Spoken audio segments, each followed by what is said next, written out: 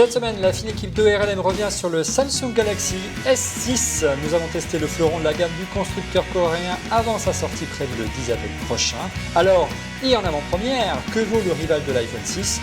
Nous l'avons comparé avec le téléphone Star d'Apple pour tenter de vous délivrer un premier verdict. Bonjour à tous, je suis très heureux de vous retrouver pour cette édition d'ORLM consacrée. Regardez, il est arrivé en plateau en avant-première, le Galaxy S6 et c'est la version Edge. Et pour en débattre avec nous cette semaine, ici en plateau, l'anthropologue du Mac et le Benjamin de cette émission, Paul Rony. Bonjour Paul. Bonjour Olivier, comment ça va ? Ça va bien ? Bah écoute, ça va, on a un nouveau téléphone en test qui est plutôt sympathique, on va pouvoir en débattre. Apparemment, il t'a plutôt séduit ce petit téléphone, Ouais, très bien terminé, très bien fini, qui me rappelle un petit peu quelque chose moi, mais n'allons pas trop vite. Oui, c'est exactement ça. Bien. Autre chroniqueur que vous retrouvez chaque semaine dans Refait le Mac, il s'agit bien sûr de Monsieur X, cet ancien responsable d'Apple qui avance visage masqué. Bonjour Monsieur X. Bonsoir Olivier, ravi de découvrir avec vous ce soir le nouveau Samsung Galaxy S6 en attendant son lancement le 10 avril. Mais comme tu le sais, moi le 10 avril, je ferai autre chose parce que ce sera le premier jour de précommande de l'Apple Watch. Et ce jour-là, évidemment, je commanderai mon Apple Watch. Voilà, on ne sait pas si l'Apple Watch va être un succès. En tout cas, Monsieur X m'en a acheté une. C'est l'information de ce soir. Autre habitué, autre historique de cette émission, il s'agit bien sûr de Fanny Bouton de fannysparty.com et de melty.fr. Bonjour Fanny. Bonjour Olivier. Ça va bien ? Écoute, ça va bien. Je suis rentrée de Rennes. Il a fait beau en Bretagne. Voilà, tu as animé une Fanny's Party là-bas et c'était très sympa apparemment d'après ce que j'ai vu sur les réseaux sociaux. Alors Fanny, vous savez, c'est la touchante de cette émission. C'est également elle qui récolte vos questions sur Twitter en posant la question directement auprès du compte On refait le Mac via l'hashtag ORLM. Autre habitué, autre historique de cette émission, Monsieur Rodrigo Sepúlveda Schulz, investisseur, podcasteur et entrepreneur et conseiller en stratégie numérique. Bonjour Rodrigo. Il y a un mot de trop, voire deux. Oui, Parfois dis-moi. on dit même conseiller en stratégie tout court. Ben voilà, le numérique ne te suffit plus maintenant. Écoute, le numérique est tellement pervasif que et analogique aussi. C'est partie intégrante de la stratégie de la société. Très bien, voilà, il s'occupe de toutes les stratégies. Si vous avez besoin de Rodrigo, on va vous donner votre numéro à la fin de l'émission. Alors, sémantiquement, c'est une stratégie pour l'entreprise, c'est pas différentes stratégies, mais. Très bien. Écoute, j'ai appris quelque chose ce soir. Merci Rodrigo. On va bien se marrer. Et dernier invité ce soir dans cette émission, en duplex de Lyon depuis la rédaction de Clubic, il s'agit bien sûr de Stéphane Rocher. Bonjour Stéphane. Salut Olivier, salut, et puis voilà. Je viens de publier d'ailleurs à l'heure où on parle, Oui. je viens de publier le note test du Galaxy S6. Donc vous l'avez reçu vous aussi en avant-première à Lyon. Ils sont forts chez Samsung, il n'y a jamais de hasard en matière de politique de com. Voilà, merci Stéphane, on va jeter un coup d'œil et puis on va rentrer dans le vif du sujet. Tu vas nous dire ce que tu penses de ce Galaxy S6, mais avant, on va parler, si vous êtes d'accord, du chiffre de la semaine. Alors Paul, quel est le chiffre de la semaine ? Le chiffre de la semaine, cette semaine Olivier, c'est 11 millions environ. 11 millions, c'est le nombre de smartphones que Samsung a vendus en moins cette année. Comme on le sait, Samsung a eu de gros problèmes, il y a eu une chute des bénéfices énorme qui est due aussi à cette chute des ventes. Alors on va voir un petit peu ce qui s'est passé. Qu'est-ce qui s'est passé Paul ? Au quatrième trimestre de l'année 2013, qui englobe les fêtes de fin d'année si je ne dis pas de bêtises, Samsung avait vendu 86 millions d'unités de smartphones. Ouais. On n'a pas la répartition par modèle, mais on suppose qu'une grande partie, c'était des Galaxy S5. Ouais. Et cette année, on voit bien que Samsung est à 74,5 millions d'unités vendues, c'est-à-dire exactement le même nombre qu'Apple. Un peu plus de 11 millions d'écart. D'être sur la même marche que Samsung cette année, voire un tout petit peu devant suivant les estimations. Sachant qu'Apple n'a que 3 modèles de téléphone, alors que du côté de Samsung, on a une panoplie complète, pléthore. Donc effectivement, on voit que lors du dernier trimestre de l'année par rapport au même trimestre de l'année dernière, Samsung a perdu près de 11 millions d'exemplaires, ce qui est énorme. Donc ils ont besoin de redorer leur blason, ils ont besoin de retrouver des ventes très rapidement. Ça va être le rôle, Stéphane, que va jouer normalement le Galaxy S6, redorer le blason. À la fois, on va en parler dans un instant du design sur le secteur du premium et des téléphones avec Samsung, et de l'autre, redynamiser les ventes parce que les Chinois notamment, sur le secteur Android, sans parler même d'Apple, font beaucoup de mal il y a les deux, en fait, il y a les à deux. Samsung. Il y a d'un côté effectivement Apple qui après avoir longtemps évité un petit peu de s'aventurer sur le terrain des grands écrans, notamment qui était un peu vraiment le fer de lance de Samsung, ils ont sorti l'iPhone 6 et l'iPhone 6 Plus, qui ont eu de gros succès notamment en Chine. Et d'un autre côté, il y a les petits constructeurs qui arrivent comme Xiaomi, qui font du Samsung mais en moins cher. Donc il y a un petit peu les deux. Et on a du mal à faire une différenciation. Et la nécessité de la différenciation, la stratégie de Samsung, c'est de monter en gamme. On le voit, regardez. Attendez, c'est lequel l'iPhone, c'est lequel le Samsung? Je ne sais pas trop parce qu'il se ressemble tellement. Ah oui, c'est celui qui n'a pas la pomme. Voilà, c'est celui-là. Effectivement, regardez, en termes de design, on va en parler si vous êtes d'accord. On va commencer par ça, ce débat. Il y a un énorme travail qui a été fait en termes de qualité de fabrication. C'est véritablement, Paul, remarquable. On est très loin du standard du Galaxy S5 que j'avais trouvé vraiment cheap par rapport notamment à la référence du marché Android qui était HTC et par rapport à l'iPhone, je ne vous disais même pas. Là, le passage du plastique aluminium, c'est une vraie réussite. Ah, c'est extrêmement joli, c'est très très réussi. On peut effectivement trouver un petit air de ressemblance avec l'iPhone 6, surtout sur la face, voilà, là où il y a la tranche, là où il y a le haut-parleur micro USB et le jack. Mais sinon, bon, c'est pas un copier-coller. Disons que les matières sont différentes. Les matières sont différentes. Le dos en verre, c'est très qualitatif, c'est très agréable. Le tour en alu, même s'il n'est pas plus fin qu'un iPhone 6, ça donne une impression de finesse très très réussie. L'écran incurvé, c'est absolument magnifique, même si ça ne sert pas à grand chose comme on va le voir. C'est un très beau téléphone qui fonctionne très bien. C'est un produit extrêmement réussi, il faut le dire. En tout cas sur le plan du design. Et puis il y a un élément de différenciation qui est fort, on l'a dit en préambule de cette émission, c'est regardez cet écran incurvé, cet écran vraiment qui est courbe sur le côté. Alors Stéphane, première impression de cet écran courbe, c'est vrai que ça... C'est classe, quoi. C'est vraiment classe. Après, effectivement, je pense qu'on aura l'occasion d'y revenir. Ça ne sert pas à grand-chose. On va poser la question à quoi ça sert. Mais déjà, sur l'aspect purement design. Effectivement, ça permet un peu d'ailleurs de différencier un peu. D'ailleurs, je pensais même qu'au départ, je pensais qu'ils allaient sortir que celui-là. Il s'avérait qu'ils ont sorti également une version plus classique. Mais c'est vrai qu'il a tout de suite un style qui... alors que Samsung avait déjà sorti le Galaxy Note Edge, qui avait un côté incurvé. Là, il y a les deux, ça donne vraiment un petit style qui est sympa, qui est vraiment très réussi. Et de manière générale, les designs de ces nouveaux S6 sont vraiment très sympas. Ouais. Stéphane a parlé du Galaxy Note Edge, justement, on va peut-être y revenir.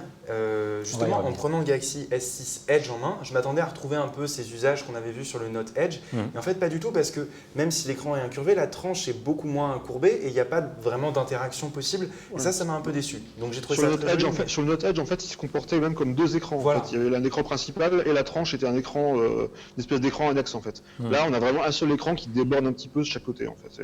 Il y a des petits usages qui sont pas foufous, mais qui sont pas mal quand même. Des petits trucs assez sympathiques comme auxquels ils ont pensé pour exploiter ça. Donc on a bien compris que l'un des éléments de différenciation en matière de design, c'est d'accord, on essaie de remonter le niveau avec des matières premium, métal et verre. Ça, c'est plutôt réussi sur ce point-là, Stéphane. Et l'autre élément plutôt malin, on rappelle que Samsung est l'un des principaux fabricants de dalles dans le monde, et ça c'est une dalle Super AMOLED d'excellente qualité, on va en parler dans un instant. Voilà, on a trouvé un élément de différenciation. Regardez mon iPhone à côté, j'essaie de ne pas le faire tomber par terre. Il est parfaitement plat et il n'a pas cet effet de courbe. Après, on verra dans un instant à quoi ça sert. Un bref mot avec Rodrigo Fanny ou Monsieur X. Qu'est-ce que vous pensez de cette montée en gamme plutôt réussie et qualitative? Nous l'avons en main, on était assez perplexes avant de commencer cette émission avec Paul et là on est plutôt franchement séduit. Oui, alors, moi j'ai eu la chance de l'avoir en main. Je l'ai piqué à un de mes camarades d'une autre revue pour pouvoir le voir. À une soirée d'un concurrent d'ailleurs, puisque j'ai été voir la sortie du Zenfone 2. Et donc pendant la soirée, on était dans un concert dans une salle un peu sombre, etc. Et j'ai pu tester l'appareil photo en particulier qui m'intéressait par rapport à ça. Et donc voilà, rien que la prise en main déjà, c'est super joli. Il est vraiment agréable en main, il est léger et il a des très belles finitions. Très bien. Monsieur X et Rodrigo, votre avis? On sait que vous n'êtes pas forcément fan et que vous êtes un petit peu marqué au fer rouge par la pomme, mais là, on voit bien qu'il y a une vraie volonté de faire aussi bien, voire mieux qu'Apple en matière de qualité de fabrication et de design. Moi, je ne l'ai pas encore eu en main, donc je me prononcerai quand j'aurai joué avec. Mais bon, ce que je trouve très bien, c'est que Samsung monte en gamme, ils devaient le faire, donc ça c'est bien pour eux. Et puis c'est bien aussi pour Apple, ça va les bousculer un peu. Et on sait qu'en termes d'innovation, qu'il y ait de la concurrence, c'est toujours ce qu'il y a de plus sain. Donc moi je pense que c'est une vraie bonne nouvelle que ce produit soit réussi a priori. Oui, et puis Samsung, vous avez bien compris, vous avez vu avec les chiffres que nous a présenté Paul ce soir, il y a véritablement urgence pour conclure, pour faire le tour de table, le tour de notre mosaïque numérique. Rodrigo, ton impression sur le rendu et sur le design plutôt réussi, la qualité de fabrication, finition de ce Samsung Galaxy S6 Edge? J'ai l'impression d'un produit Microsoft quand tu le décris. Tu prends ton inspiration et 3 minutes après, tu finis de donner la référence du produit. C'est bien. Non, plus sérieusement, je suis comme Monsieur X, je ne l'ai pas touché, je ne l'ai pas vu, donc j'en sais rien. Et j'ai le même avec lui, de se dire que si ça prend de la part de marché pour les primo-accédants ou pour les quelques rares switchers à Apple, et que ça prend dans du chiffre d'affaires, ça va peut-être inciter Apple à les copier un petit peu, ou à monter en gamme, ou à faire des choses un petit peu différentes. Donc voilà, si ça sert de lièvre pour Apple, c'est très intéressant. Moi, je reviens à mon argument de base que j'assène chaque semaine. J'ai investi beaucoup de temps, un petit peu d'argent. On a dit plusieurs centaines d'euros en achetant les applis dans mon univers iOS, qui est compatible et sur mon téléphone et sur ma tablette. Hein. J'achète aujourd'hui des applis pour les deux. Changer d'univers et passer chez Android, moi, ça m'intéresse pas du tout. Et en plus, il faut que je réapprenne, et là, j'investisse du temps à réutiliser tout le reste. Ma vie, c'est pas apprendre à utiliser un nouvel appareil. Donc voilà, donc moi je changerai pas. En revanche, si ça permet à Apple de sortir un nouvel appareil qui soit plus dans l'air du temps, un peu plus moderne, meilleure qualité photo, etc., tant mieux. Bouger un petit peu pour qu'ils soient un peu plus réactifs, qu'ils aient un rythme un peu plus offensif du côté de Cupertino. Alors le revers de la médaille de l'arrivée de ce nouveau design, Paul, c'est qu'on perd la possibilité de changer la batterie. Et le côté étanche également qui a disparu ? Il n'y a pas que ça qui a disparu puisqu'il n'y a plus de port SD non plus, mais on en parlera sûrement après. Effectivement, la batterie n'est plus interchangeable. C'est bien dommage, c'était une différence qui faisait souvent, qu'on voyait souvent citée dans les débats entre les iPhone fans et les Android fans. Samsung aurait visiblement comme justification dit que les utilisateurs ne se servaient plus trop de cette fonction. Est-ce que ça veut dire qu'on est arrivé à un âge où les smartphones ont enfin une autonomie décente ? Ou que voilà, ça y est, maintenant il faut sacrifier sur l'autel du design et de la finesse, comme l'a un peu fait Apple, cette capacité à changer la batterie. Dans tous les cas, je dirais plutôt la deuxième, si je peux me permettre. Dans tous les cas, il y a quelque chose qui fait que j'en veux pas trop à ce produit de plus avoir de batterie interchangeable, contrairement à l'iPhone, c'est qu'il se charge à une vitesse impressionnante et que donc on le branche, 10 minutes après, on repart avec réellement une autonomie qui est un peu retrouvée de sa superbe. Et ça, c'est très pratique, alors que l'iPhone, parfois, ce n'est pas toujours le cas. Ouais. L'une vraiment des choses qui nous a sauté aux yeux lorsqu'on a préparé cette émission et qu'on l'a comparé avec l'iPhone, c'est vraiment la qualité de rendu de l'écran. Déjà, premier point, quel est le concurrent direct de ce téléphone en termes de taille d'écran ? Celui-ci, c'est un 5,1 pouces, hein, donc c'est un format intermédiaire entre le 4,7 pouces et le 5,5 pouces de l'iPhone 6 Plus. Pour toi, en termes d'affichage, en termes de concurrent, en termes de prix, quel est le concurrent de Galaxy S6 dans la gamme Apple aujourd'hui ? Actuellement, quand même, l'iPhone 6. Parce que pour moi, il y a vraiment, même si effectivement il est entre les deux, et il n'y a pas si longtemps que ça, on avait des Galaxy Note qui étaient, je crois que le premier Galaxy Note était en 5,3, donc c'est pas très très loin de ça.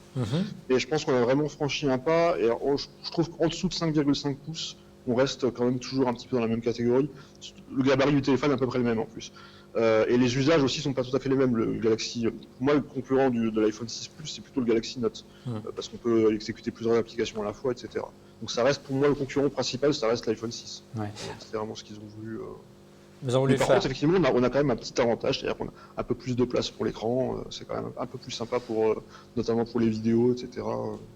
Et bien sûr, la définition de l'écran est par contre largement supérieure, mais ça, c'est plus une question de finesse d'affichage en fait. Alors, on a vraiment été surpris, Stéphane, lorsqu'on regardait, préparer cette émission avec Paul. On a vraiment l'impression, Paul, qu'il n'y a pas de verre, que la dalle est collée à l'écran. Il y a une qualité d'affichage qui est vraiment remarquable. Et là, de ce côté-là, très honnêtement, l'iPhone prend une claque. Hein.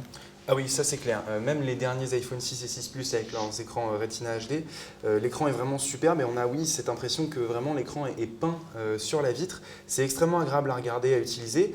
Et ce qu'on disait tout à l'heure, les usages, en fait, le fait qu'il n'y ait pas beaucoup d'usages avec cet écran incurvé, on l'oublie complètement parce que c'est tellement joli à regarder, ça donne une impression très liquide, c'est extrêmement agréable à utiliser, donc oui, effectivement, l'écran est vraiment magnifique. D'ailleurs, la définition de l'écran est très supérieure à celle des derniers iPhones, je crois que c'est 527 pixels par pouce, oui. L'iPhone est quasiment 200 pixels par pouce en dessous. 326. Donc, la résolution, c'est du QHD, donc c'est la résolution d'un iMac 27 pouces. Pas le Retina quand même. Mais c'est du 2K. C'est du 2560 par 1440 pixels en face. Sur le 4,7 pouces de l'iPhone 6, on est en 1334 par 750 pixels. Donc on voit qu'on est pas du tout dans les mêmes ratios. Mais On avait déjà sur des téléphones les plus grands, genre le Nexus 6 avait cette résolution-là, mais c'était du 6 pouces. Là, je pense que pour un écran de cette taille-là, je pense que c'est une première. Hein. Pour un écran à peu près 5 pouces en QHD, j'en connais pas beaucoup d'autres. Donc Stéphane, on est d'accord, tu es d'accord avec nous en termes de rendu, on a certainement l'un des meilleurs écrans de smartphone du marché là devant moi. Est-ce que tu es d'accord avec cette affirmation? Ouais, après moi je préfère quand même un petit peu le rendu justement de l'écran du S6 normal, parce que j'ai trouvé qu'il y avait un petit problème plat, sur celui-là, c'est quand on n'est pas en face de l'écran, en fait, les couleurs virent un petit peu au vert, et c'est moins le cas, c'est moins flagrant sur le S6 non Edge, entre guillemets. Mais à part ça, effectivement, pour niveau écran Super AMOLED, c'est vraiment c'est le meilleur que j'ai vu. C'est une technologie, on avait souvent reproché d'avoir des couleurs beaucoup trop saturées. Ils ont bien réussi à corriger ce problème-là. Et puis niveau définition, niveau densité de pixels, c'est du jamais vu sur un écran de cette taille. Alors on le disait en préambule, à quoi sert véritablement cet écran court, en plus de rendre vraiment très élégant ce produit, hein, ça le rend très très classe. Et on s'aperçoit si on met les deux produits à côté, alors qu'ils n'ont pas forcément, voilà c'est le 6+, mais alors qu'ils ont à peu près la même finesse en termes d'épaisseur, ça donne l'impression sur ici le S6 qu'il est beaucoup plus fin. C'est vrai que ça y contribue beaucoup, de donner un sentiment d'extrême finesse par cette courbure qui va presque au ras de la base du téléphone. C'est une technique que connaît bien Apple aussi, hein. C'était la technique du MacBook Air qui est tout fin à l'extrémité, ou l'exemple plus extrême, l'iMac, les derniers iMac qui avait l'air d'être super fin. C'est la technique de l'architecture unibody, voilà. Mais c'est aussi une architecture unibody. Hein, mais même sans cette courbure-là, je le trouve quand même assez fin par rapport à d'autres téléphones sortis récemment, notamment par exemple un petit peu avant, on avait reçu le HTC One M9 qui est presque 2 fois plus épais en fait. Quand on met les deux côte à côte, c'est assez flagrant. Ouais. Alors, est-ce que même sans cette courbe, même sans cet effet un petit peu d'optique, ils sont quand même arrivés à faire quelque chose de très fin.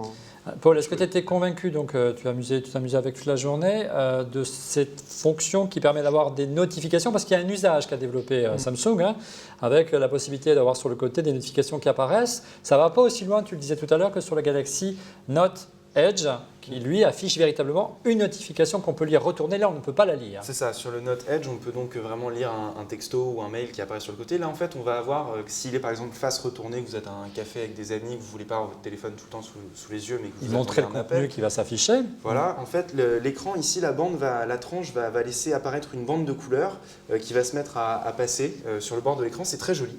C'est très joli, ça se remarque à peine et c'est un moyen discret de savoir qu'on a reçu une notification et on peut la traiter assez rapidement ou non. Mais c'est assez joli, c'est pas indispensable, mais voilà, c'est très élégant. On peut aussi définir des contacts préférés et la couleur va changer selon le contact qui appelle. Et voilà. On peut même, je crois, rejeter l'appel en appuyant sur le capteur de rythme cardiaque qui est à côté de l'appareil photo. Donc c'est des petits usages qui sont pas franchement gadgets. C'est plutôt des gadgets, Stéphane. Mais c'est quand même un petit truc sympa, quoi. C'est un petit plus, disons. Voilà. L'autre avancée majeure, on a vraiment trouvé un progrès en termes de sensibilité et c'est vrai qu'on avait un petit peu souri l'année dernière lorsque Samsung avait annoncé le S5 avec comme par hasard un capteur biométrique quelques semaines ou quelques mois après celui du S5. Là, il y a un vrai progrès, Stéphane, en termes de détection, en termes de sensibilité. D'abord, il ne faut plus glisser le doigt, il le détecte à la manière de Touch ID de l'iPhone. C'est le principal défaut en fait. Et maintenant, il est vraiment. J'ai pas fait des tests très très poussés dessus par rapport à l'iPhone 6. Il m'a semblé que c'était vraiment comparable en fait au niveau de détection. On peut mettre le doigt dans n'importe quelle orientation, ça passe à peu près. On n'a effectivement plus besoin de glisser l'index, c'était vraiment très embêtant sur le S5. Donc ils sont mis à peu près au niveau de Touch ID. Ouais. Il y a une chose qui t'a fait sourire tout à l'heure, Paul, tu me disais, c'est lorsque tu configures la préférence système, en fait, ce qu'on pourrait appeler la préférence système pour ce capteur d'empreinte, effectivement, ça m'a fait sourire. Sur iOS, quand on veut configurer Touch ID, donc il y a cette empreinte en filigrane gris qui apparaît, on pose son pouce et elle devient rose au fur et à mesure que l'empreinte est enregistrée. Là, c'est la même chose exactement, quasiment au dessin près, sauf que c'est bleu. Et c'est vrai que ça m'a fait quand même un petit peu sourire. Bon, c'est pas les produits d'ailleurs à l'avoir copié. Il y avait Huawei aussi qui avait sorti récemment un téléphone où il y avait exactement la même interface. Ouais, mais ça, c'est un sport national du oui, côté ça, du pays du milieu. Mais bon, passons. Allez, on va quand même continuer à regarder ce qu'il y a vraiment d'épatant. Et vraiment, nous, là, on a encore une fois été bluffés. Paul s'est donné un corps joint pour tester, notamment en basse lumière, la qualité d'affichage, la qualité de rendu de l'appareil photo du Galaxy S6. L'appareil photo, Paul, tu as vraiment été convaincu également par rapport à l'iPhone 6? Ah oui, alors hier soir j'ai passé 2 heures à me balader dans Paris avec dans une poche mon iPhone 5C et l'autre le Galaxy S6 Edge. Bon, c'est clair que là il y a un écart d'1 an et demi entre les deux, mais j'avais eu un iPhone 6 entre les mains un peu avant pour voir aussi. Et j'ai été clairement impressionné, on vous montrera les photos, par vraiment la qualité de l'appareil photo, surtout un autofocus ultra précis, un mode nuit d'une précision étonnante et des rendus de couleurs et de lumière vraiment très très jolis et beaux, vraiment de belles photos de nuit, ce qui est quand même assez rare sur n'importe quel téléphone, hein, même par rapport à l'iPhone 6 Plus, je suis pas sûr qu'on soit sur la même qualité. Ouais. Donc l'appareil photo marche très très bien, le mode rafale marche très très bien, il y a un mode pro, donc c'est voilà, l'application photo d'Android qui est très très complète, c'est assez agréable à utiliser, toujours sur l'appareil photo mais sur la caméra frontale, ce qui est assez sympathique quand vous voulez prendre un selfie ou voilà, vous posez votre doigt sur le petit capteur qui est ici, qui est un capteur qui permet de connaître un cardio-fréquencomètre et hop, ça prend la photo, c'est assez sympathique, la détection des visages est très rapide également. Alors Stéphane, est-ce que tu es d'accord avec Paul? Est-ce que tu as été bluffé également par la qualité, notamment en basse lumière, de cet appareil photo? On est à 16 millions de pixels du côté de Samsung, 8 millions du côté de l'iPhone 6. Est-ce que tu as vraiment senti une différence? De différence, disons qu'ils sont au niveau qualité de photo, ils sont à peu près au même niveau. Ouais. L'iPhone 6 est un petit peu en dessous dans certaines conditions. En basse Maintenant, lumière. ce qui fait la différence, effectivement, c'est que là, on a beau dire que les mégapixels, ça fait pas tout, mais là, vu qu'on a deux appareils qui ont à peu près les mêmes qualités d'image, bah là, on a forcément l'avantage d'avoir des images de plus grande taille aussi sur le Galaxy S6. Ouais. Mais les deux sont vraiment, c'est vraiment, de toute façon, l'iPhone 6 et le Galaxy S6 sont vraiment, je pense, au coude à coude avec un léger avantage pour le S6 dans cette condition. Alors, mais j'ai l'impression, Stéphane, qu'en conditions un peu difficiles, en basse lumière, où qu'on doit faire vite une photo et qu'on bouge et qu'on vibre un peu, il a quand même un gros avantage par rapport à l'iPhone 6, ça fait mal de le dire, c'est qu'il a quand même un stabilisateur optique. Et moi qui en ai un sur le 6 Plus, qu'il n'y a pas sur le 6, quand on fait la photo avec le 6 Plus, elle est toujours nette sur le 6 Plus, sur le 6 c'est pas toujours le cas, et avec le Galaxy S6 c'est assez évident, et là ils ont eu la bonne idée, et on peut penser que dans la prochaine génération de 6, il y a 6 mois d'écart entre les deux modèles, Apple suit la même tendance, elle ne réserve pas uniquement à sa phablette. Rodrigo, de ton côté, toi qui es notre spécialiste de la photo, la présence d'un stabilisateur optique, c'est peut-être des choses qui étaient jusqu'à maintenant réservées à des appareils photo traditionnels. On l'a vu arriver sur le 6 Plus, on le voit arriver sur la gamme inférieure sur le 6 Galaxy S6 de Samsung. Qu'est-ce qui reste aux appareils photo traditionnels, Rodrigo? Alors déjà, il faut expliquer à quoi sert un stabilisateur. Bah vas-y, c'est pour ça que je te pose la question. Il y a deux cas de figure. Si tu as un gros zoom, ça c'est les gros objectifs que l'on Rodrigo. voit, comme tu es très près du sujet que tu es en train de prendre en photo, ça peut bouger très vite. Je confirme. Et donc c'est pour ça que la plupart des zooms ont un mode IS, c'est un stabilisateur intégré. Le deuxième cas de figure, c'est en basse lumière où il faut laisser un temps d'exposition très long et où ça bouge. Et à ce moment-là, au lieu que ce soit bougé, ça devient net. L'alternative pour le photographe amateur que nous sommes tous, c'est juste de poser l'appareil contre un mur, contre une table, poser le coude, et il n'a pas besoin de stabilisateur optique. Maintenant, si on veut être à bout portant et se faire son selfie, ça a du sens. Qu'est-ce qui reste encore à faire? Les optiques qu'il y a dans tous ces smartphones ont toujours une déformation à la Uburoi. Vous savez, tous les gens qui sont pas centrés sur la photo, ils ont un crâne neuf, ce qu'on appelle les aberrations optiques. Moi, c'est tout le temps, je vous rassure. Et les aberrations optiques, voilà, on n'a pas encore réussi à vraiment les corriger. Il y a une très belle boîte française, DxO, qui retraite beaucoup de ces photos-là.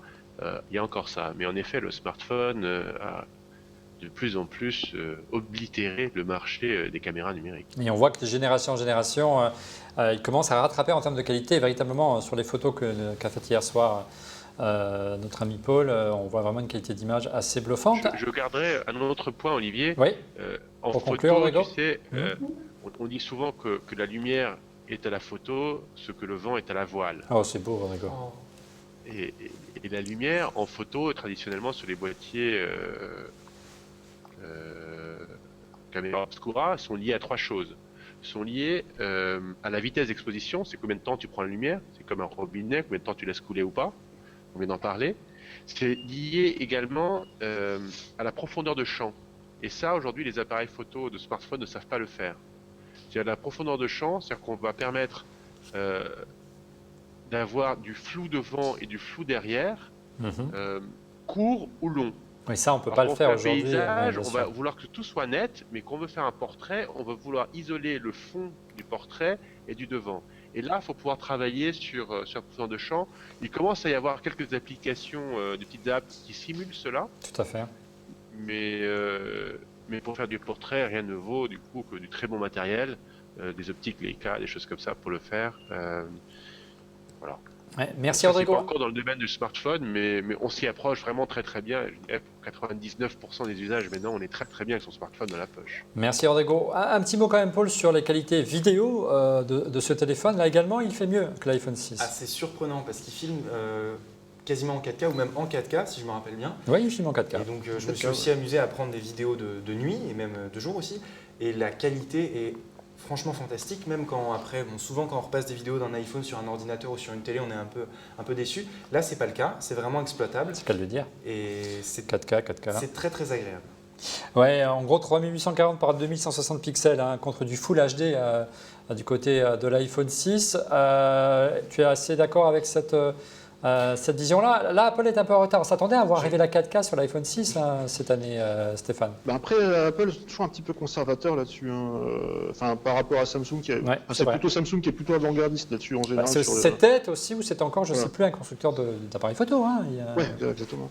Et non, effectivement, pareil sur la vidéo, c'est vraiment, vraiment très très bon. Mais sur la vidéo, ça fait déjà une paire d'années qui sont vraiment très très bons Samsung. Depuis les Galaxy Note, je crois que c'était déjà le Galaxy Note 3 qui filmait déjà en 4K. Ouais. Donc, alors Paul, tu voulais rajouter quelque chose? Oui, juste par rapport à la vidéo, évidemment, comme tout le monde, j'ai fait joujou avec le time-lapse, le slow-mo, tout ça. Le mode slow motion, par contre, lui, n'est qu'en 720p. Bon, on peut pas dire que c'est décevant, mais voilà. Du coup, on voit vraiment une différence entre une vidéo prise normalement et une vidéo prise en slow motion qui n'a pas la même qualité. Alors que l'iPhone 6? Alors que l'iPhone 6, je crois, ne fait pas mieux. Voilà, donc en gros, on est à peu près au même niveau. Donc voilà.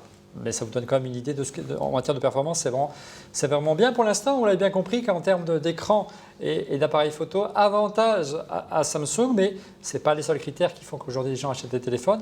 On va continuer de lister ensemble les avantages et inconvénients de cette machine et la comparer à celle d'Apple, mais on va continuer avec la mi-temps de Fanny. Fanny, est-ce qu'on a des questions Twitter ce soir ? Oui, on a des questions Twitter. Et une qui est intéressante justement, c'est de savoir finalement, est-ce que ça vaut le coup de mettre 150 € de plus pour le Edge par rapport au S6 ? Oui, précisons-le, on parlera du tarif en fin d'émission, mais peut-être Stéphane, est-ce que tu estimes que cette courbure, cette finesse apparente justifie cet écart de prix ? Je le trouve un petit peu important. Je pense qu'elle aurait peut-être été justifiée s'il y avait eu au moins un autre composant qui avait changé, genre, je sais pas, l'appareil photo qui serait un peu meilleur ou la batterie qui serait un peu plus de meilleure capacité. Là, c'est vrai que ça fait un petit peu léger quand même.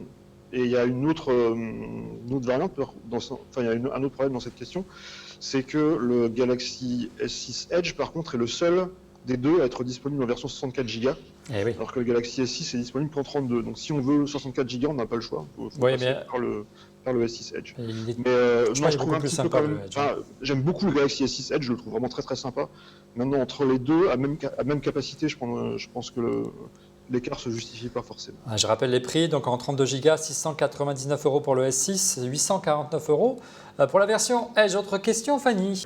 Certains se posent la question de savoir pourquoi Steve Jobs est remercié à la fin du générique. Parce qu'il nous a communiqué, que ce soit Monsieur X, Rodrigo, toi-même et Paul qui est là, il ne sait rien de le dire. Simplement la passion de la tech et fait qu'aujourd'hui on prend du plaisir à utiliser ces objets aujourd'hui. S'il n'y avait pas eu Steve Jobs, il n'y aurait pas eu d'iPhone, il n'y aurait pas eu de Mac, ça c'est évident. Et on ne serait pas là à faire ce podcast aujourd'hui. C'est aussi simple que ça. Autre question, Fanny? Il faut remercier Jack Tramiel. Il y a plein de monde à il n'y aurait pas eu Pixar non plus.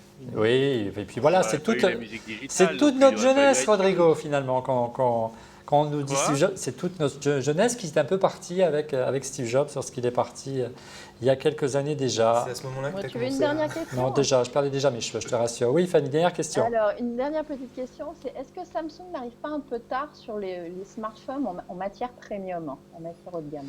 Alors, bon, on va demander à Stéphane. Stéphane, est-ce que tu trouves que cette montée en gamme qu'on s'attendait à voir plutôt l'année dernière, souviens-toi lorsqu'on a fait l'émission, hein, surtout que ça fait 2 ans, voire 3 ans qu'HTC est lui, franchement, monté en gamme avec vraiment une très belle qualité de fabrication avec le One, tu en parlais tout à l'heure. Est-ce qu'il n'est pas trop tard? Pas forcément, parce que la preuve, c'est qu'HTC, en fait, ça n'a pas beaucoup fait leurs affaires, puisqu'ils n'ont pas vraiment réussi à décoller non plus.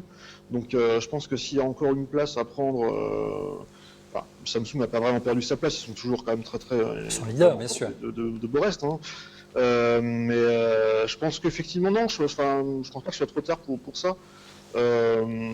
Maintenant, c'est vrai que l'iPhone 6 Plus a quand même pas mal pris de place sur ce créneau, alors qu'avant ils auraient pu, par exemple, s'ils avaient pris effectivement ce parti avant, ils auraient pu être les premiers justement à proposer un téléphone avec un grand écran et des matériaux premium. C'est vrai que par contre ils sont un peu privés là-dessus. Ouais. Ils ont laissé Apple finalement s'installer sur ce Voire créneau. même HTC avant eux, hein, bien avant. Bien avant. On sait que HTC vraiment a été plébiscité depuis belle lurette et on s'est étonné l'année dernière qu'ils continuent avec cette ligne en plastique, même si elle imitait le cuir, on trouvait ça vraiment cheap à ce niveau de prix. Mais on parlera en fin d'émission du positionnement de prix de ces téléphones. On vous demandera si vous le trouvez cohérent, même pour la version entre guillemets d'entrée de gamme. L'heure est passée un petit peu au moment un petit peu fun de cette émission avec le busomètre de Paul Rodi. Paul, quel est donc le classement cette semaine des rumeurs autour de la pomme? Il y en a eu pas mal, on va voir ça ensemble. Ça s'est excité un peu cette semaine, il y a d'une nouveauté, de la fraîche? Un petit peu avec la sortie du MacBook, de l'Apple Watch, on parle de pas mal de choses. En tête? En tête, justement, la production de l'Apple Watch qui risquerait d'être divisée par 2, mais on va expliquer un peu ce qui se passe. Ça va être un bid, c'est ça? Non, l'Apple Watch n'est pas déjà un bid, heureusement. Tu me rassures. Ce qui se passe surtout qu'elle n'est pas sortie encore. Elle n'est pas encore sortie. Bon, tout va bien. Apple avait fait appel à LG pour fabriquer les écrans de l'Apple Watch en très grande majorité, et malheureusement, LG aurait du mal à suivre la cadence. Donc Apple aurait décidé de couper ses commandes chez LG pour les reporter sur d'autres fabricants. Sharp, on a entendu parler de Sharp notamment. Ouais. Donc au lieu de 3 millions d'Apple Watch chez LG, il n'y en aurait plus qu'1,5 million. Voilà. Donc un problème de logistique qui ferait qu'il pourrait y avoir une pénurie au lancement. Ouais. Donc en clair, tu crois à cette rumeur? Ah oui, j'y crois beaucoup parce qu'on a énormément parlé de problèmes de production de l'Apple Watch dès le début, dès qu'on l'a présenté. Ça semble très logique vu le produit et ça ne m'étonnerait pas qu'il faille attendre plusieurs semaines, voire plusieurs mois pour certains modèles. Donc ça voudrait dire qu'a priori, comme d'habitude, il devrait y avoir un petit peu de pénurie pour changer autour de l'Apple Watch. Donc monsieur X a raison de se précipiter le 9 ou le 10 pour faire la queue à l'Apple Store. On va pas trop le dire, mais c'est peut-être fait un peu exprès aussi. Aussi, oui, comme à chaque fois.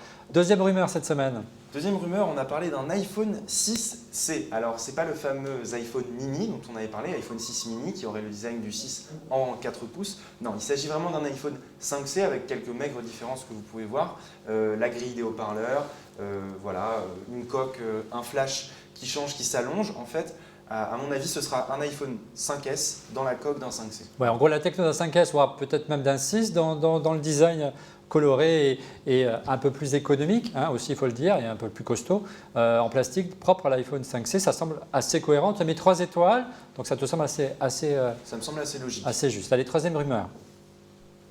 Troisième rumeur, un iPad Pro en octobre avec encore cet iPad Pro, Paul Roni, mais c'est pas possible. J'y tiens beaucoup et vous verrez en fin d'émission pourquoi j'y tiens beaucoup aussi, parce que je pense qu'Apple va être obligé de se battre sur ce terrain-là. Va se bouger un petit peu les fesses, monsieur Apple. Ouais, et là, cette semaine, on a vu mais est-ce que tu as regardé l'épisode 190 dont refait le Mac? Oui, monsieur X m'a même dit que le MacBook était une tablette et que j'avais tort. Allez, on avance. Mais donc là, cette semaine, on a quand même vu des mock-ups d'iPad Pro, donc cet iPad de 12 pouces avec un port Lightning et un port USB Type-C. Bon, j'y crois pas trop. 2 ports sur un iPad, sur la même machine. Ça fait beaucoup. Voilà. Ce qui expliquerait que tu l'as fait baisser un petit peu. C'est pour ça qu'elle descend. D'accord. Quatrième rumeur cette semaine. Quatrième rumeur, un nouvel Apple TV à la WWDC. J'aimerais y croire, celle-là, Paul. Moi.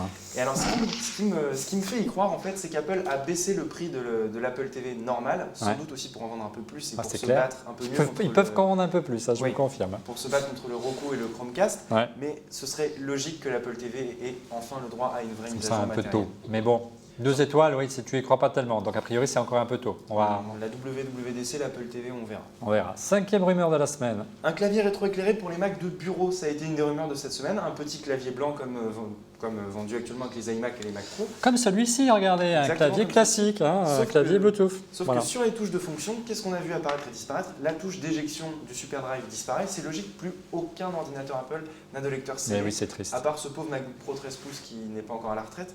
Et sur les touches F5, F6 qui n'ont rien comme marquage, apparaissaient les boutons de réglage du rétroéclairage du clavier. Donc peut-être prochainement, on pourra enfin taper dans le noir, même à son bureau. Évidemment, il a disparu, le produit. Oui, il a disparu. Voilà. Donc 5 étoiles, donc a priori, il devrait revenir dans pas longtemps pour remplacer les claviers classiques. Donc si vous envisagez d'acheter un clavier Apple, attendez un petit peu, on vous dit ça, on vous dit rien. Merci Paul, on continue. Le déroulé de cette émission avec le Galaxy S6, après l'écran, après l'appareil photo, un élément majeur, important au moment d'acheter un téléphone, bien sûr, c'est la batterie. Alors la batterie, Stéphane, on l'a vu, il y a une énorme différence en termes de puissance entre le Galaxy S6 et l'iPhone 6, de 1600 mAh pour le S6, 1810 seulement pour l'iPhone 6. Est-ce que cette énorme différence sur le papier, tu l'as ressenti au quotidien en termes d'autonomie ? Alors au quotidien, alors je n'utilise pas un iPhone 6 au quotidien, donc il m'a semblé que c'était pas si flagrant que ça. L'iPhone 6 c'est quand même pas super niveau autonomie, il me semble, mais c'est pas non plus une catastrophe comme avait pu l'être le 5 par exemple. Par contre, il y a aussi une différence par rapport au Galaxy S5 en capacité. Là, par contre, c'est vraiment négligeable. Les deux tiennent une grosse journée, disons. Oui, sachant que la batterie du S6 est légèrement moins puissante que celle du S5. Là, ils sont revenus un petit peu en arrière, du côté de Samsung. Ouais. Mais après, effectivement, la capacité ne fait pas tout, parce qu'il y a aussi toute l'optimisation logicielle qui joue beaucoup. Le matériel sur lequel Apple peut avoir un avantage, vu qu'il développe à la fois le logiciel et le matériel. Alors que... Justement, Paul, est-ce que tu peux un peu est-ce qu'on peut ensemble essayer de comprendre comment une batterie qui fait presque 1000 ampères de moins tient quasiment autant que celle de Samsung? Alors oui, on le voit bien avec la gamme Apple de l'Apple Watch au MacBook, avec ses batteries régulières par exemple dans le MacBook. Le fait de maîtriser le logiciel, le matériel et de pouvoir tout faire entre guillemets maison, c'est un avantage qui permet de faire des batteries au milliampère près, même si on l'a vu, l'iPhone 6 n'est pas exempt de reproches. Ouais, c'est pour ça que moi j'ai pris un 6 Plus, parce que véritablement, en plus d'avoir des yeux de petit vieux, en termes de batterie, je tiens largement la journée, moi qui suis vraiment un addict et qui suis toujours en train d'être sur mon écran, et il n'y a pas de problème avec le 6 Plus. Il ne faut pas oublier aussi que le Galaxy S6 a un écran un peu plus grand, qui consomme peut-être un peu plus, donc la batterie a été dimensionnée en conséquence. Par rapport à l'iPhone 6. Voilà, mais le fait est qu'effectivement, Samsung ne peut pas prendre les libertés qu'Apple peut prendre avec iOS avec Android. Elle ne le peut pas, vraiment.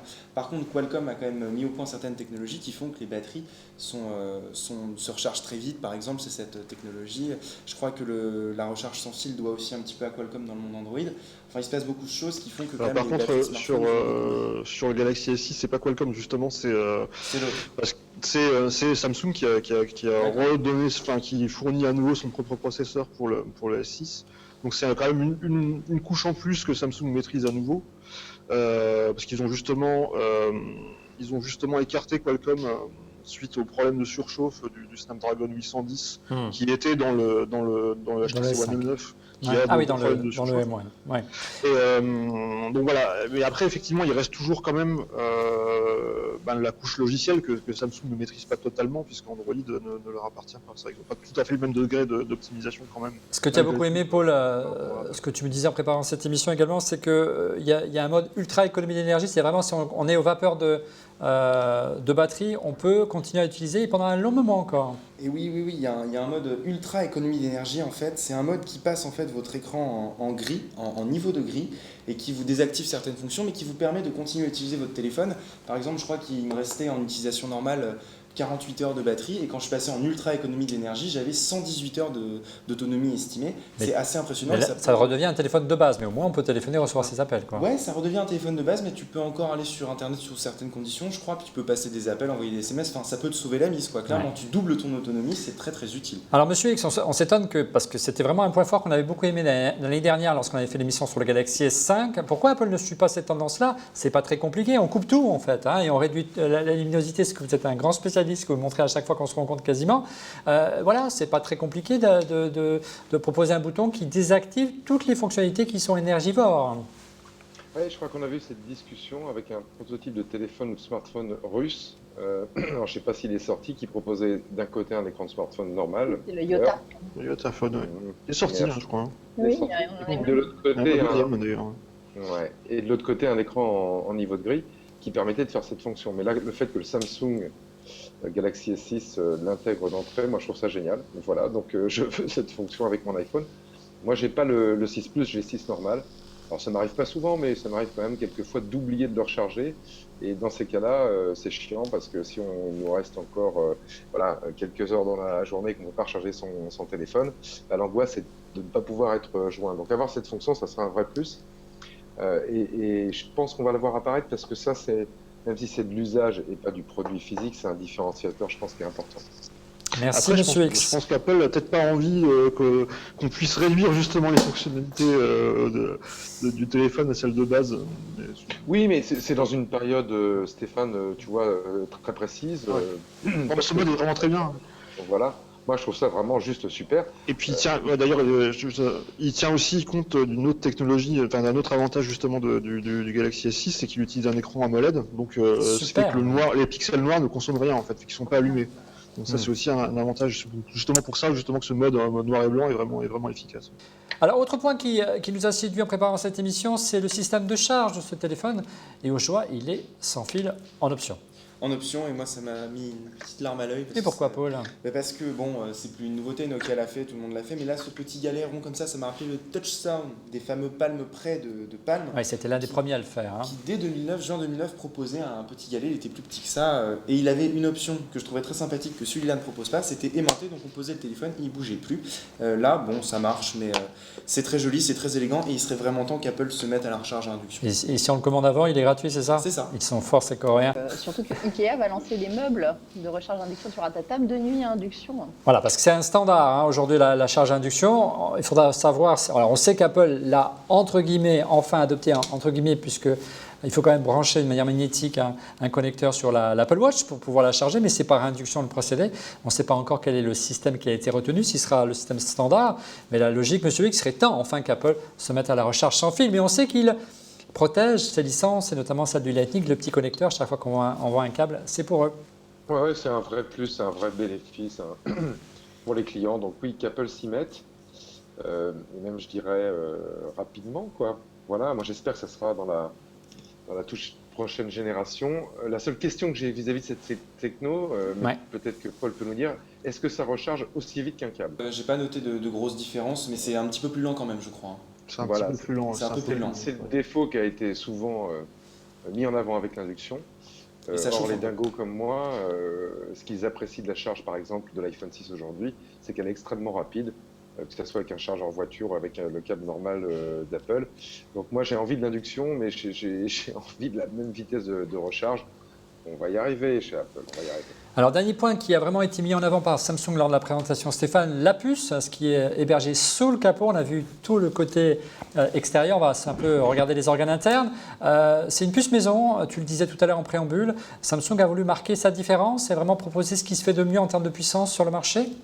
Ouais, mais ils ont surtout voulu se distinguer un petit peu d'écarter un peu Qualcomm. Enfin, ils ont toujours été un petit peu entre les deux, c'est-à-dire que selon les pays, ils avaient leur propre puce dans certaines régions et un peu le bordel. Qualcomm dans d'autres, notamment en raison des problèmes de fréquences 4G, gérés par les unes ou par les autres. Là, ils sont revenus apparemment sur, je crois que tous les modèles ont cette nouvelle puce, donc en 14 nanomètres, qui est censé donc être un peu moins sujette à la chauffe et un peu plus économe en énergie. Au niveau performance, moi j'ai noté que c'était plutôt pas mal. Alors j'étais un petit peu déçu par les performances graphiques qui m'ont paru un petit peu en dessous de ce que j'avais vu justement avec les derniers Snapdragon.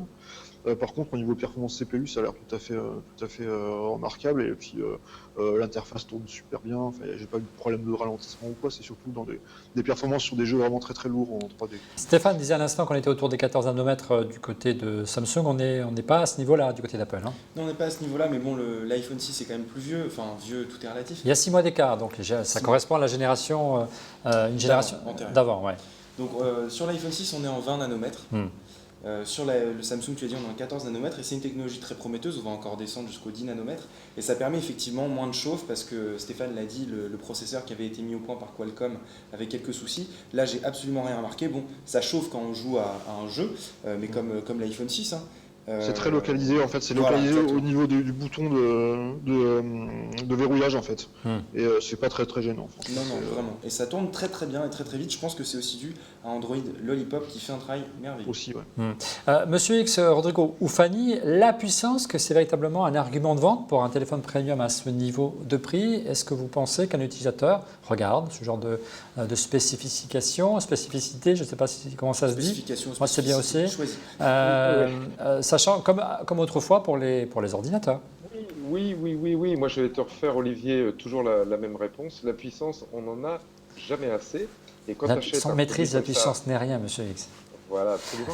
Et quand tu achètes un produit comme ça, plusieurs centaines d'euros qu'un investissement, la puissance, et même d'en avoir un peu trop et d'en avoir sous le pied, c'est un gage de longévité. Ça va te permettre, vraisemblablement, c'est le cas en tous les cas chez Apple, mais c'est aussi le cas avec Android, de supporter correctement les mises à jour de système d'exploitation dans les mois et les années à venir, et de conserver un téléphone qui a une vraie fluidité et qui va accueillir les futures applications encore plus en plus gourmandes correctement. Donc de la puissance, il n'y en a jamais trop. Concrètement, on va parler un instant quand même du logiciel. À l'intérieur, évidemment, Paul, c'est la dernière version d'Android, Lollipop, mais quand même, nos amis de Samsung ont quand même tenté de rajouter leur touche graphique. TouchWiz, c'est leur couche graphique propriétaire. Est-ce que vous trouvez qu'elle n'est pas en inadéquation, je dirais, avec l'élégance de ce téléphone, avec le design, qu'on est un petit peu loin des codes matériels par rapport au logiciel? En clair, Samsung souffre aujourd'hui de ce que souffrait Apple il y a quelques années entre iOS 6, par exemple, et le design très léché de Jonathan Ive. J'avais vraiment peur de ce qu'allait faire Samsung là-dessus. J'ai été plutôt agréablement surpris parce que je trouve finalement qu'ils n'ont pas trop chargé la mule, un peu moins que d'habitude. Maintenant, le problème que j'ai surtout, c'est qu'il y a énormément d'applications doublons. En fait, il y a à la fois les applications de Google et les applications de Samsung. Et celles de Microsoft maintenant, de Et celles de Microsoft, puisqu'il y a un partenariat avec Microsoft qui est d'ailleurs assez inouï, parce qu'on n'aurait jamais imaginé ça il y a encore un an. Et donc, il y a plein d'applications tierces qu'on ne peut pas désinstaller. D'ailleurs, on peut les désactiver, mais elles restent sur l'espace de stockage. Donc, en tout, le tout prend quand même 9 gigas, c'est un peu embêtant. Mais il y a quand même faut quand même reconnaître qu'il y a un petit ménage qui a été fait au niveau notamment des gestes, des fonctionnalités un peu gadgets qui avaient été introduites avec le S4 et le S5. Il y a quand même des trucs qui ont été supprimés, je crois. Une rationalisation de l'interface, simplification. Mais en termes d'élégance, est-ce que tu ne trouves pas qu'il y a un contraste, encore une fois on est d'accord qu'on ne va pas conclure tout de suite, on va le faire dans un instant, mais que pour l'instant, Samsung a plutôt réussi son pari en termes de qualité de produit, d'esthétisme, de design, bravo. Mais en termes d'interface, ils ont du mal à se différencier de la concurrence. Tu parlais des Chinois en préambule de cette émission, qui ont quasiment la même interface, voire qui vont vers une imitation d'iOS 8. On l'a vu avec Xiaomi, pardon. Ils prennent pas de pincettes. Ils ne prennent pas de pincettes, c'est un copier-coller d'iOS.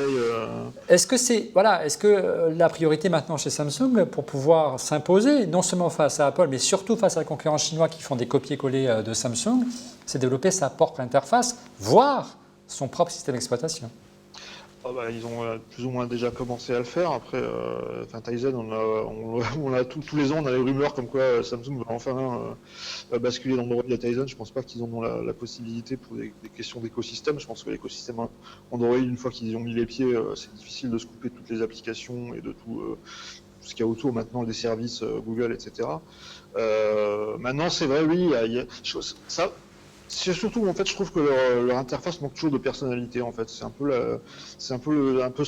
générique, un peu. Je pense que ce sera le prochain grand chantier de Samsung l'année prochaine pour le S7. Je ne sais pas si ça s'appellera comme ça, parce qu'effectivement.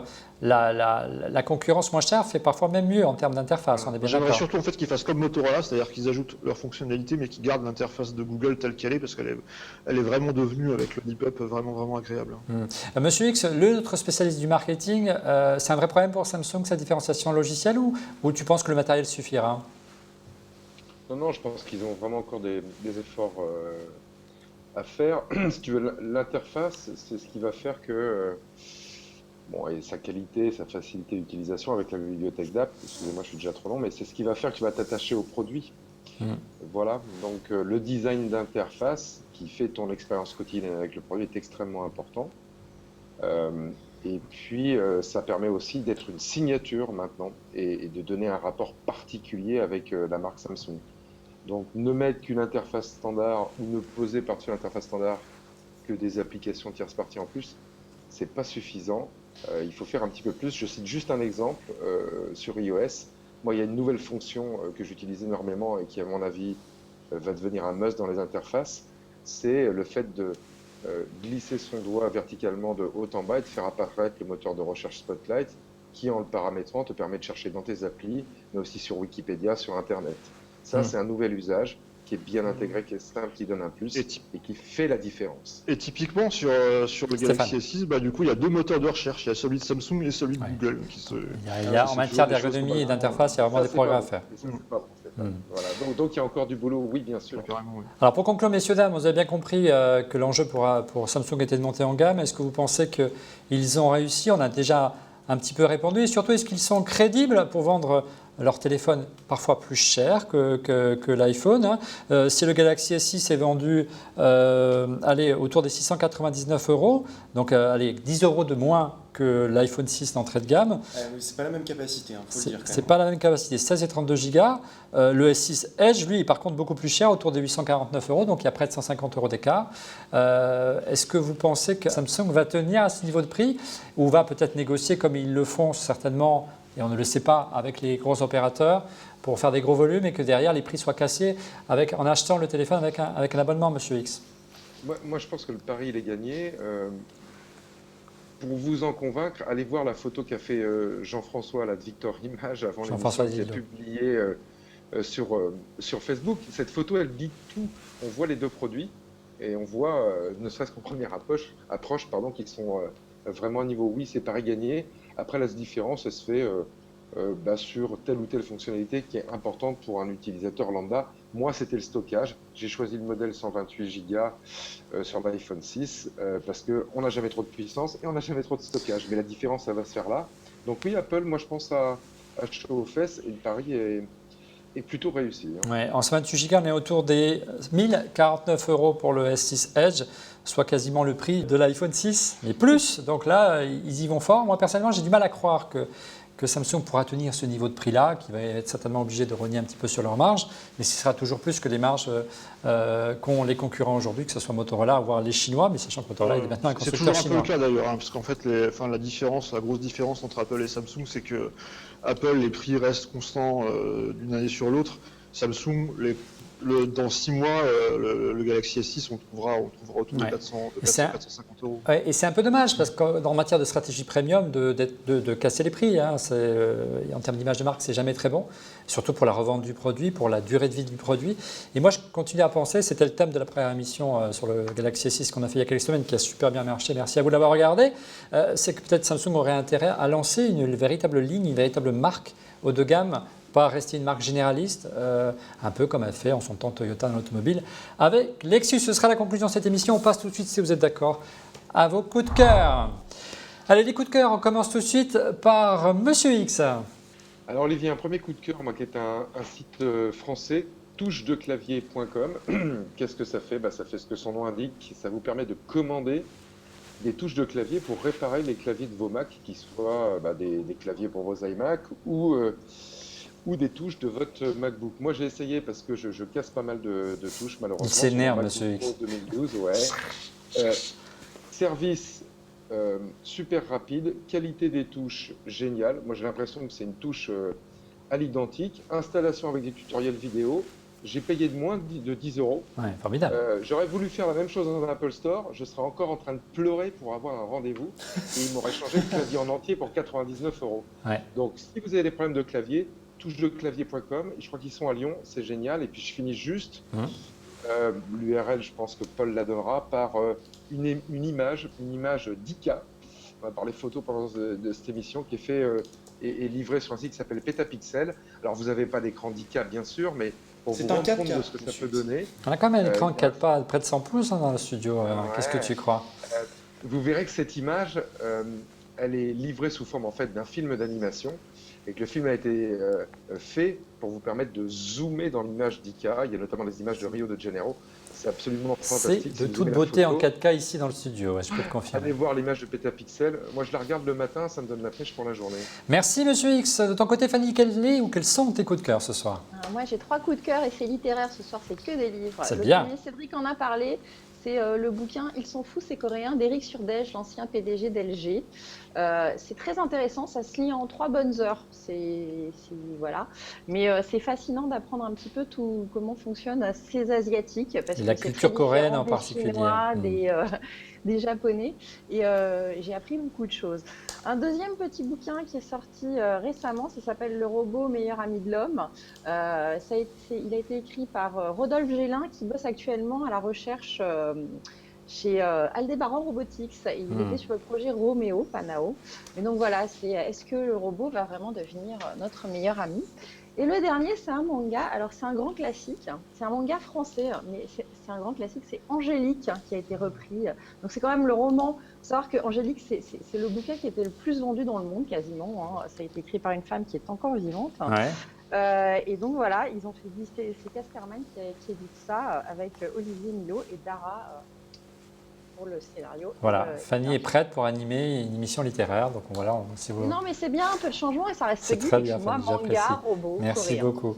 Merci Fanny de ton côté. Rodrigo, quel est ton coup de cœur ce soir? Ou tes coups de cœur? J'espère chaque semaine. Je vais mais juste revenir en arrière parce que Ouais. c'est d'actualité. Vous Vas-y. avez parlé de Tidal, ce service de streaming de musique en haute qualité, Très c'est-à-dire bien. 1,441 GHz. Juste signaler que si vous allez sur le site de Tidal, Ouais. il y a une très très jolie vidéo du lancement du produit fait cette semaine par les propriétaires, c'est comme ça qu'ils s'annoncent, les owners, Jay-Z et tous ses copains. C'est Live Aid pour lancer un service commercial.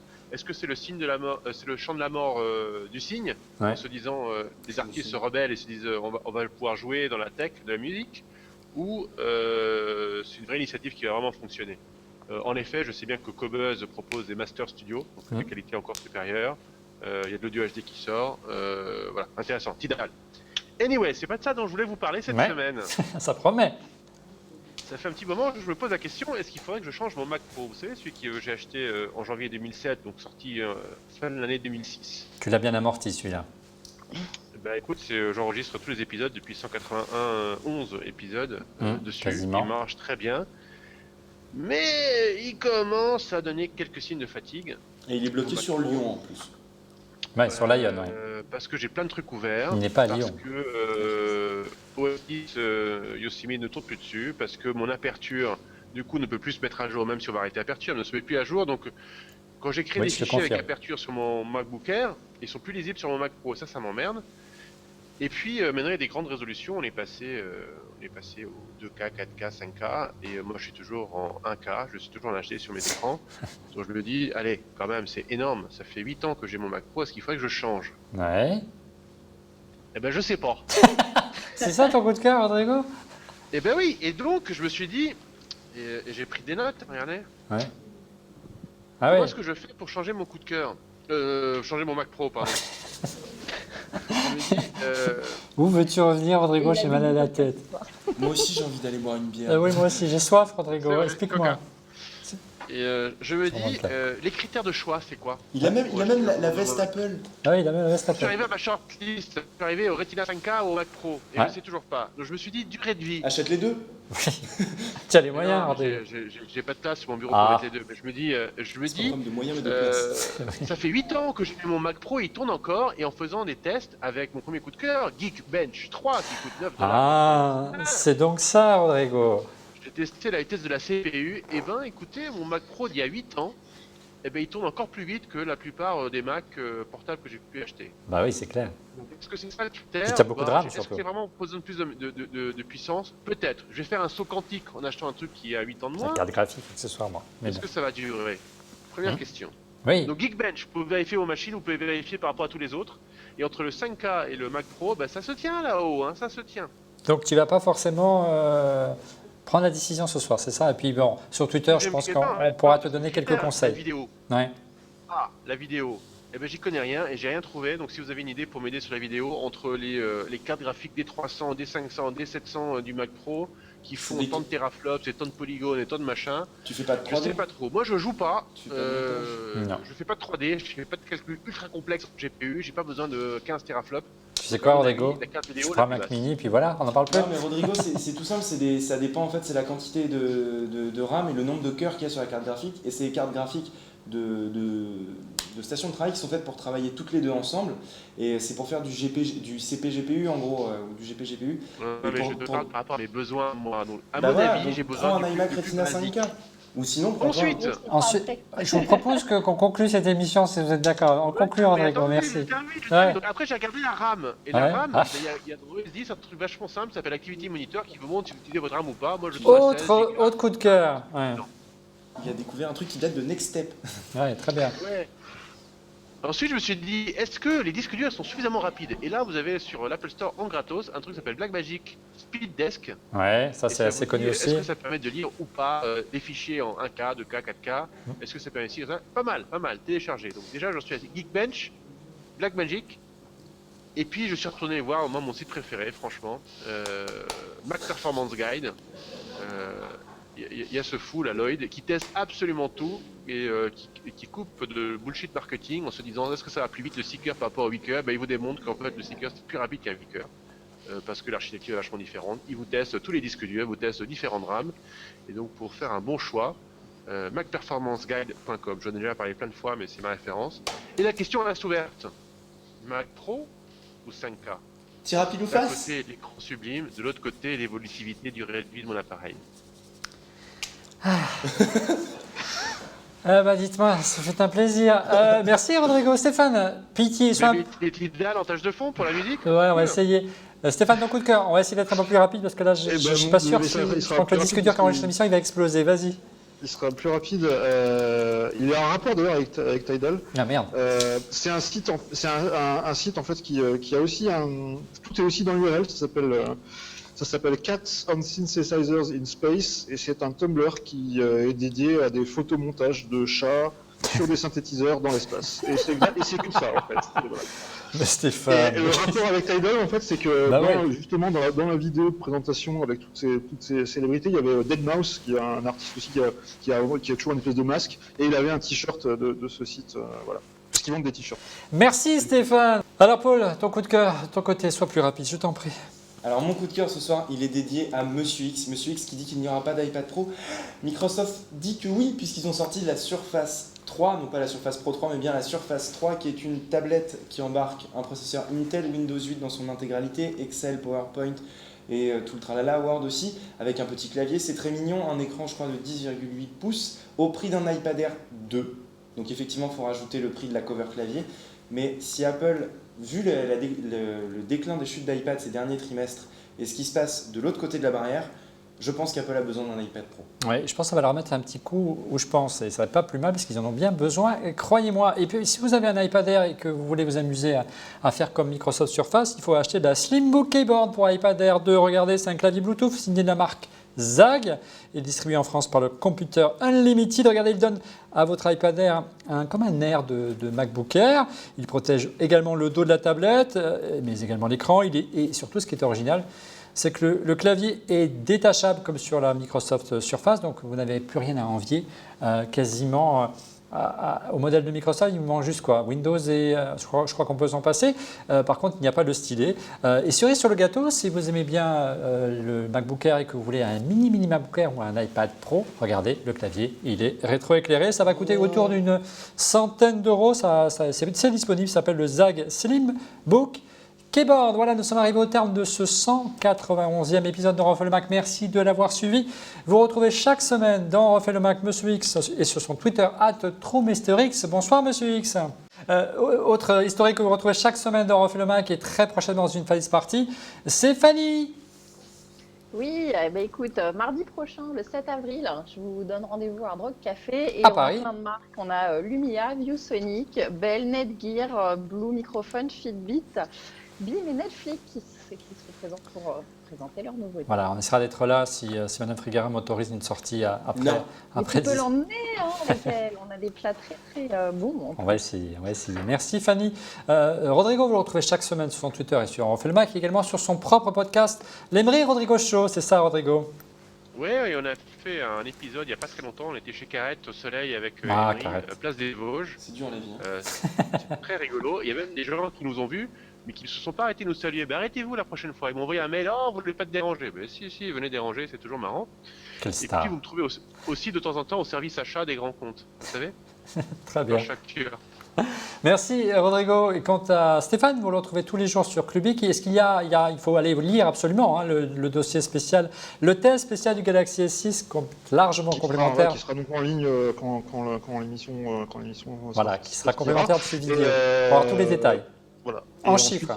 Je suis sur le MacBook, je suis actuellement en train de tester le MacBook Pro Retina 13 pouces qui est très sympa. J'ai cru que tu m'avais dit que tu avais reçu le MacBook Retina. Non, le MacBook on l'a pas reçu encore. Je me dis c'est bon, Apple, ça y est, il livre en exclusivité en avant-première. Ce serait bien qu'Apple fasse un peu comme Samsung, livre un petit peu avant la sortie de leur produit, je dis ça. Je dis rien, et puis c'est plutôt... C'est ce qu'on dit si tu dis rien. Ouais, je dis rien. Jasmine, si tu nous entends, mais c'est quand même un paradoxe que Samsung se mette en cadre pour une émission qui traite beaucoup d'Apple. Et qu'Apple, bon bref, passons. Voilà.